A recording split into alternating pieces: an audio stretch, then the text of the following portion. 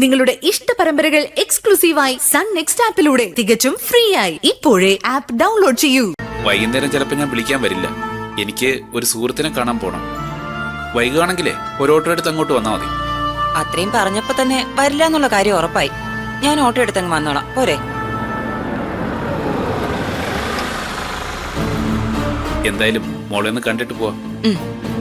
Madam, എന്ത് പറ്റി സുരേന്ദ്രേട്ടാ? അത് മാഡം, എനിക്കൊരു ഹാഫ് ഡേ ലീവ് വേണമായിരുന്നു.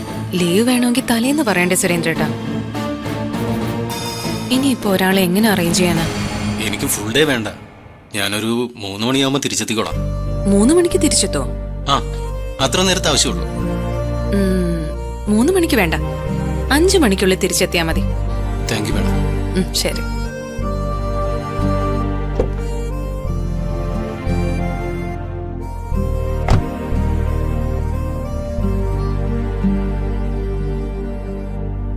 മുരുകമാമ, എനിക്കും ഭക്ഷണം കൊടുത്തു വിട്ടിട്ടുണ്ടല്ലോ. ഇപ്പോഴേ ഞാനായിട്ട് കൊടുത്തു വിടുന്നും വേണ്ട. കുക്കിംഗ് മാത്രം എന്റെ ജോലി. 2 പേർക്കുള്ള ഭക്ഷണം ആരും പറയാതെ ദാ ലത പാക്ക് ചെയ്തെടുത്തോളൂ. മുരുകമാമയുടെ കൈപുണ്യം അച്ഛമ്മയെ തോൽപ്പിക്കുന്ന മാഡം പറയാറ്. അതെ, ഈ പഠിക്കാത്ത കേറിയിട്ട് പോരെ മാഡം വിളിയൊക്കെ. അത് പോരാ, ഞങ്ങളിപ്പോ ഡ്യൂട്ടിയില്ല. കാര്യങ്ങളൊക്കെ ഒഫീഷ്യലായി തന്നെ പോണം. എങ്കിൽ പിന്നെ ഒഫീഷ്യലായിട്ട് ഞങ്ങൾ ഓഫീസിൽ കയറട്ടെ മുരുകമാമ?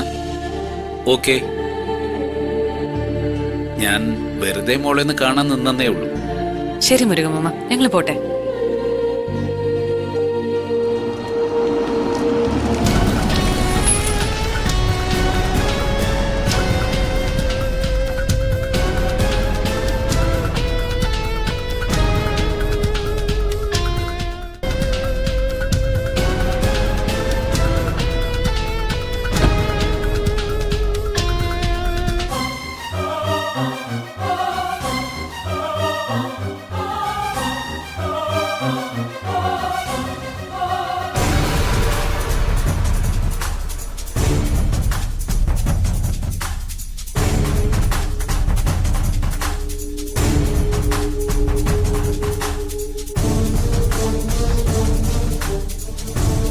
എന്റെ ഡയാനെ എവിടെ ഒളിപ്പിച്ചിരിക്കുന്നത്?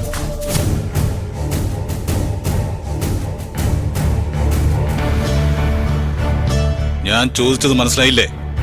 എന്റെ ഡയാനയെ സുന്ദരി എവിടെയാ ഒളിപ്പിച്ചിരിക്കുന്നെന്ന്. സത്യം പറയാലോ, ആവർത്തിച്ച് ചോദിച്ചിട്ടും നിങ്ങൾ എന്താ ഉദ്ദേശിച്ചെന്ന് എനിക്ക് മനസ്സിലായിട്ടില്ല. മനസ്സിലാകാത്തത് എന്താ? അതെനിക്ക് നന്നായിട്ടറിയാം.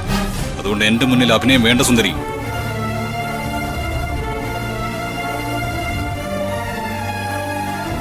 രാവിലെ ഫിറ്റ്നസ് സെന്ററിൽ നിന്ന് ഡയാന ഇറങ്ങി വരുമ്പോ അവിടെ എത്തിയൊരു കാറി ബലമായിട്ട് പിടിച്ചോണ്ട് പോകുന്നത് കണ്ടവരുണ്ട്. ഈ കൊല്ലം ജില്ലയിലെന്നല്ല, ഈ ഭൂലോകത്ത് അവളുടെ ദേഹത്ത് തൊട്ട് കളിക്കാൻ ധൈര്യമുള്ള ഒരുത്തനുമില്ല. അങ്ങനെ ആരെങ്കിലും ചെയ്തിട്ടുണ്ടെങ്കിൽ അത് നിന്റെ പിൻബലത്തിലായിരിക്കുമെന്ന് മനസ്സിലാക്കാനുള്ള സാമാന്യ ബുദ്ധിയൊക്കെ എനിക്കുണ്ട്. നോക്ക് ക്രിസ്റ്റി, നിങ്ങൾ ഈ പറഞ്ഞ സംഭവം അറിഞ്ഞിട്ട് പോലുമില്ല ഞാൻ. എന്തിന്? പോലീസിൽ നിന്ന് പോലും എനിക്കൊരു ഇൻഫർമേഷൻ കിട്ടിയിട്ടില്ല. ആവശ്യമില്ലാത്ത കാര്യങ്ങളിലേക്ക് എന്റെ പേര് വലിച്ചഴക്കേണ്ട, മനസ്സിലായോ? ഒരു പേരും വലിച്ചഴക്കുന്നില്ല ഞാൻ. പക്ഷെ ഒന്നും ഞാൻ പറഞ്ഞേക്കാം, ഡയാനയുടെ ദേഹത്ത് ഒരു പോറല്ലെങ്കിലും ഏറ്റാൽ ക്രിസ്റ്റി വെറും വാക്ക് പറയല്ല സുന്ദരി. പിന്നെ ജീവനോടുണ്ടാവില്ല നീ. ഒന്നുകളയും ഞാൻ, ഓർത്തോ?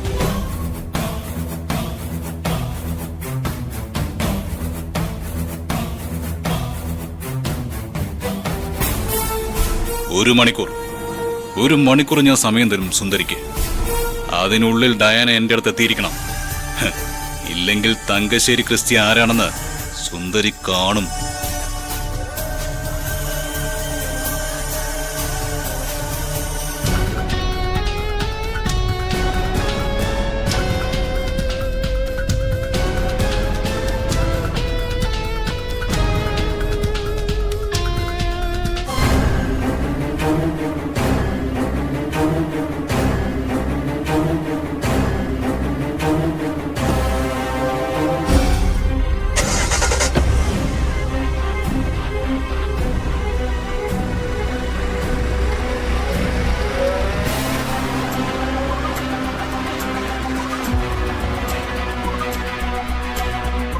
ഇവനൊക്കെ ഓരോന്ന് കാണിച്ചു കൂട്ടുമ്പോ തിരിച്ചടിക്കാൻ തൻ്റെ ഇടം ഉള്ളവരും ഈ ലോകത്ത് ജീവിച്ചിരിപ്പുണ്ടെന്ന് ആലോചിക്കില്ല.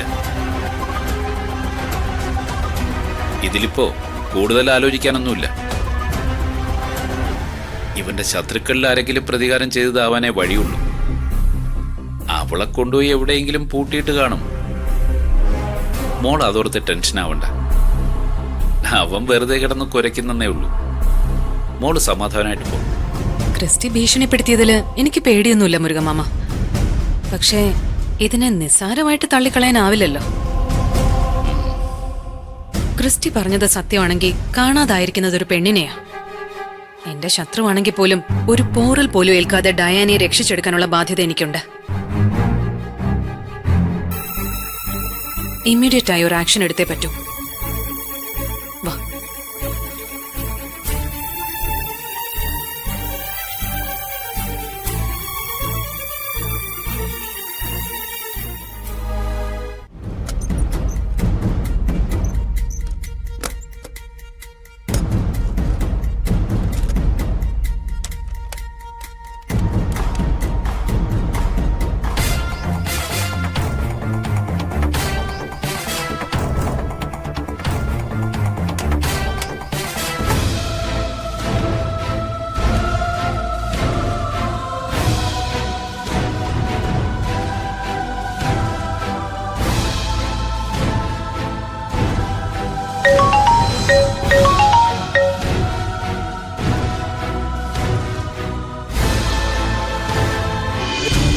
പരാതി കിട്ടിയോ ഇല്ലയോ എന്നതൊരു സബ്ജക്റ്റ് അല്ല. ആദ്യം അന്വേഷിക്കേണ്ടത് ഇതൊരു ജെനുവിൻ കേസാണോ അല്ലയോ എന്നാണ്. യെസ്, അതാ ഞാൻ പറഞ്ഞത്. വെറും ഒരു ഫാബ്രിക്കേറ്റഡ് പരാതിയായി ഇത് മാറരുത്. ഡയാന എന്ന പെണ്ണിനെ കാണാതായി എന്ന വാർത്ത ശരിയാണോന്ന് ആദ്യം കൺഫേം ചെയ്യണം. എവിടെ നിന്ന്, എപ്പോ, ആ കാര്യത്തിലായിരിക്കണം കൃത്യത ഉണ്ടാവേണ്ടത്.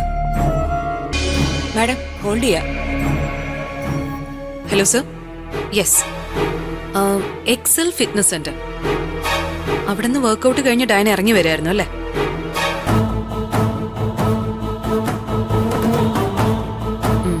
ഓക്കെ, എന്തായാലും അന്വേഷണം ആ റൂട്ടിൽ തന്നെ പോട്ടെ.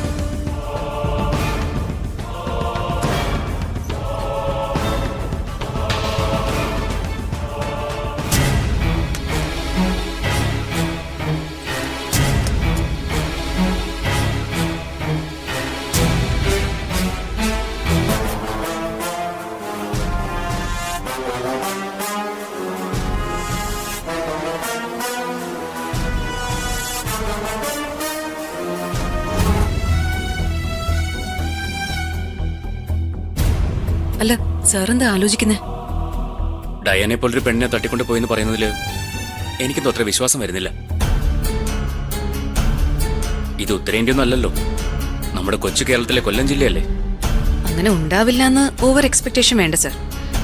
ചിലപ്പോ ഇതൊരു തുടക്കമാണെങ്കിലോ, നമ്മൾ എന്തും പ്രതീക്ഷിക്കണം. ഒരു മുൻകരുതൽ എടുക്കണ്ടെന്നല്ല ഞാൻ പറഞ്ഞത്. ഒരു പക്ഷേ ഇതാ ക്രിസ്റ്റിയുടെ തന്നെ ഒരു പ്ലാനിങ് ആണെങ്കിലോ.